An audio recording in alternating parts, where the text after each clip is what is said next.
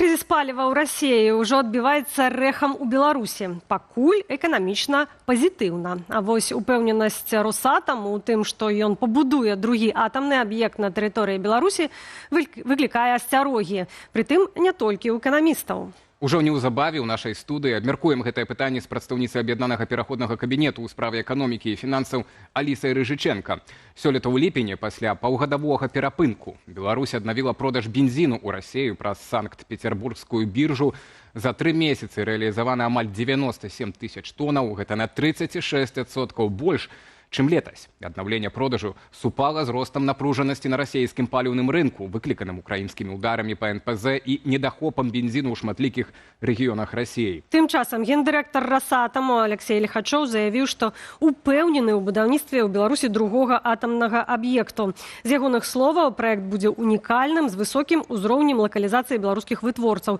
І няважна, ці гэта будзе трэці блок АЭС у Астраўцы, ці новая станцыя ў Магілёўскай вобласці. Лукашенка ж пацвердзіў гатоўнасць да супрацы з Расіяй, а фінансаванне, са словаў Пуціна, не будзе праблемай.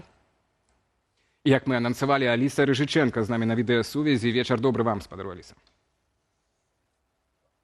Добрый вечер. Добрый вечер. Так, ну і ўжо маем першыя дадзеныя, што за верасень продаж бензіну з беларускіх НПЗ павялічыўся на 168% у вымярэнні месяц да месяца, так, у параўнанні, то бок, са жніўнем. У дызельнага паліва рост 83%, то бок цяпер беларускі бюджэт зарабляе на крызісе ў Расіі. Але адкуль гарантыя, што дэфіцыт бензіна не прыйдзе ў Беларусь? Дело в том, что тут большой вопрос, кто на этом зарабатывает, потому что если мы посмотрим на те данные, которые есть по ценам, которые предлагает Российская Федерация на бирже за белорусский бензин, и, допустим, то, что предлагают Китай и Индия за белорусский бензин, это цены практически в 2 раза разнятся. То есть если Россия предлагает там до $1000 за тонну за бензин, то Китай и Индия там от 1300 до $1900. То есть фактически продавать белорусский бензин на территории Российской Федерации для Беларуси не так уж и выгодно. И поэтому для белорусов это, скажем, скорее вынужденная мера, такое по собственному желанию, но с принуждением, для того, чтобы закрыть тот дефицит, который возник внутри Российской Федерации, да, с бензином в связи с тем, что у них останавливается НПЗ, да, по которым производятся удары со стороны Украины. И поэтому тут сказать, что вот Беларусь прямо зарабатывает, скорее Беларусь теряет на том, что она перенаправляет определенные потоки, хотя эти потоки не такие уж и большие, но перенаправляет определенные потоки, за которые она могла бы получить практически в 2 раза больше на других рынках. Беларусь, можно сказать, так само датируя российскую экономику. Датирует, это, конечно, очень громкое слово, потому что мы закупаем нефть все-таки дешевле, чем рыночная цена. Пусть там сейчас разница не сильно большая, порядка 10% от уровня международных цен, но в любом случае именно поэтому Беларусь вынуждена перенаправлять свои потоки, пусть не в выгоду себе, но продавать свой бензин на территории Российской Федерации. Вызовет ли это дефицит бензина в Беларуси? Я не думаю, что это вызовет дефицит, но как белорусские власти сегодняшние имеют привычку добирать недополученную выгоду с белорусов, то есть можно предполагать, что вот эту недополученную выгоду они переложат на плечи белорусов, поднимая стоимость за литр бензина внутри страны для того, чтобы свести те финансовые показатели, на которые они планировали. Але кризис, который теперь у России, ён не может зменшыць поток той сырой нафты, что атрымліваюць наши НПЗ. То бок это нам не пагражае. Нет, я думаю, здесь не будет идти речь о снижении поставок, потому что для России тоже выгодны производственные мощности на территории Беларуси, а именно НПЗ, по которым пока никто не бомбит. Поэтому это достаточно безопасный способ покупать по той цене, по которой выгодно на России, поэтому я не думаю, что здесь будет идти речь о снижении поставок. Я б хацела яшчэ ўдакладніць наконт коштаў. Вы кажаце пра тое, што цана для беларускіх спажыўцоў можа вырасці, і мы памятаем гэтую звычку ці традыцыю падымаць цэну бензіна раз на тыдзень на 1 копейку, а тут чаго можна спадзявацца? Ну, мы видели повышение стоимости бензина, по-моему, в начале года, да, в первом квартале было, и насколько анонсировали власти, что это на тот момент это было конечное повышение для этого года, в рамках этого года. Сейчас идет второе полугодие, и, возможно, тут будет повышение. Сказать, какое оно будет по копейке каждый день, либо оно будет какое-то разовое. Тут сложно сказать, как власти будут действовать. Наверное, многое будет зависеть от того, насколько вот эти тенденции наращивания поставок в Россию будут продолжаться в длительной перспективе. Будет это до Нового года продлеваться, либо это такой разовый фактор, который закончится уже в следующем месяце, когда восстановится работа НПЗ. Ну, с учетом того, что происходит только эскалация военных действий, тут ожидать того, что НПЗ российские будут работать стабильно, да, в прежнем режиме, не стоит этого ожидать, поэтому, скорее всего, эти поставки будут наращиваться, Беларусь будет продавать бензин невыгодно. Я не говорю про убытки, да, но эта цена менее выгодно, чем на других рынках.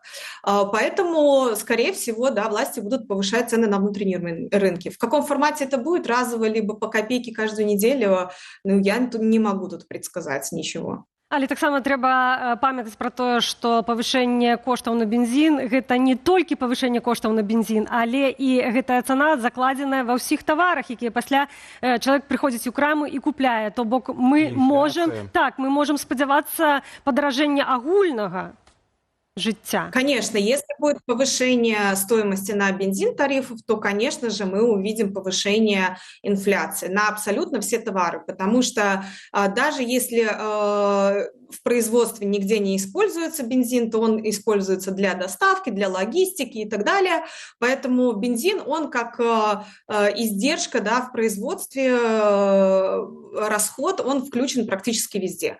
Поэтому, конечно, мы увидим повышение стоимости на практически все товары. Особенно это касается и промышленного производства, поэтому это такой важный фактор, который потом влияет на всех белорусов, даже на тех, у кого нету машины и которые не покупают бензин. Так, ну і вайна працягваецца, па НПЗ ЗСУ працягваюць біць, таму так, бліжэйшым часам паляпшэння ў гэтай тэме не чакаць, але мы будзем за яе сачыць. Пакуль жа трошкі змяняем нашу тэму. Беларусь тая краіна, дзе часта дзяржаўнае рашэнне прымаецца ў потайку, так, ну і вось ідэя з пабудовай другой атамнай электрастанцыі ў нашай краіне, яна ўжо гадамі так вісіць і абмяркоўваецца, але тут раптам актывізаваўся Менск і Масква. І вось эксперты все не могуць зразумець, дык навошта Беларусі другая АЭС, ці той трэці рэактар атамны, так, скажем так, навошта Беларусі другі атамны аб'ект. Вось, бо на гэта у мяне пытання няма, так, і што я шукаў. А вось навошта асабіста Лукашэнку другая АЭС? Адказы ёсць. Як вы лічыце, ёсць нейкая мэтазгоднасць у пабудове другога российского атомного объекта? Мне кажется, вот во встрече Лукашенко и Путина прозвучали очень важные вещи, исходя из которых можно сделать определенные выводы. Во-первых, Лукашенко нужна второй атомный объект, да, будем его называть так, потому что мы не знаем, что это будет, для того, чтобы освоить российские государственные деньги, также, да, в равной степени, как и Росатому. Потому что Росатом тоже зарабатывает на этом напрямую, да, на том, что он поставляет реакторы, Беларусь зарабатывает на строительных работах, там огромное количество фирм-прокладок, которые принадлежат каким-то кошелькам Лукашенко, знакомым друзьям, которые платят ему откаты, набивают его карманы.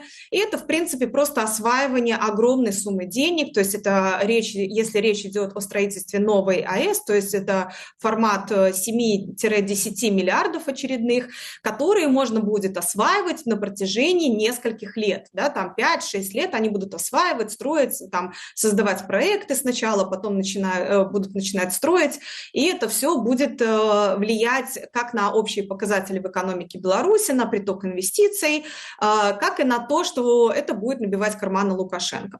С другой стороны, Путин очень явно открыто заявил о том, для чего ему необходим второй атомный объект на территории Беларуси. Он произнес такую фразу, что для дата-центров необходимо огромное количество электроэнергии, да, которую потребляют дата-центры, которые необходимы для развития искусственного интеллекта.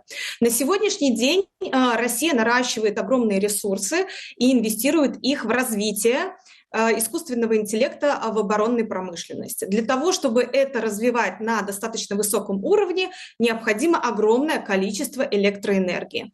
Вот как раз Беларусь и ее какие-то дополнительные, да, объекты атомной электроэнергии могут стать как раз-таки источником для подобных объектов, для дата-центров.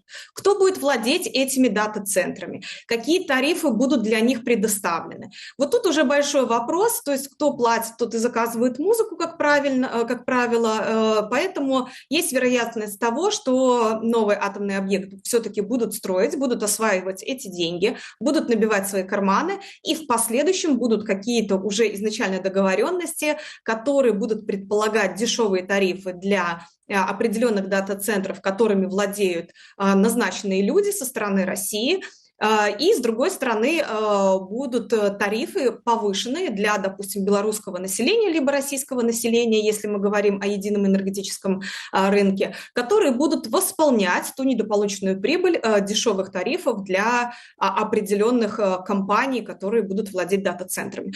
Поэтому для меня вот очевидно, да, были яркие открытые заявления, которые свидетельствует о том, что именно для этого будут строиться атомные объекты. И в этом ничего нет удивительного, потому что развитие искусственного интеллекта сейчас идет семимильными шагами, и Microsoft, и Google, и Amazon инвестируют огромные средства в развитие атомной энергетики для того, чтобы питать вот эти огромные дата-центры.